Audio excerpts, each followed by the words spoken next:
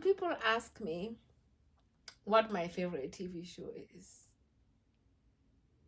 I don't have any. I'll tell you why I don't have one right now. But I used to when I was in Africa. Um, at the time, I worked at Queen Elizabeth II Hospital, the pharmacy department, and I would rush home. So I would get there before Days of Our Lives started. Do you know who my favorite actress was? It was Trish Clayton. Something about her was so mesmerizing. I wondered how she could be so beautiful. Her makeup was so smooth and her hair was just immaculate. And around her, there was all kinds of relationship rubble. And she wasn't crumbling beneath it. I thought, what kind of a woman does this? How does she manage this? I wanted to be like that. Because here is somebody that I was arriving home to from work, dealing with serious relationship stuff, but she wasn't collapsing because of it. And yet she remained beautiful.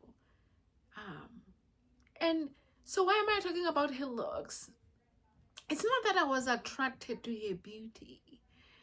The beauty for me stood for something that was whole, something that continued to make her whole, even though she was going all this relationship mess. And I said, how is this even possible? But I know that this is something that I would like to have someday. And I'm not talking about the skin color here. So, now, coming to the United States. During my undergrad years, I was very busy trying to help my family move to the United States, going to school at the same time, and trying to maintain a good GPA so I wouldn't be in trouble. You know, you want to do well in school when you're trying to bring your family over. Because then if you don't do well in school, then your student status is going to fall apart. I had no time for a television. But before that, I couldn't afford it. I couldn't afford to buy a TV. But then as time went on, I realized that I don't have the time for a TV. I'm so busy. I was constantly running in and out of my apartment. And in between, there was just time for small pauses for me to rest, read, do my homework, eat. I couldn't imagine just sitting there watching the television. It just didn't make, it didn't sound like a good use of my time. And while I might have thought that maybe this was just a fluke, and of course this is just looking at my life in retrospect. When I moved to Ogden, I had a neighbor who bought me a TV for the holidays or for my birthday or something.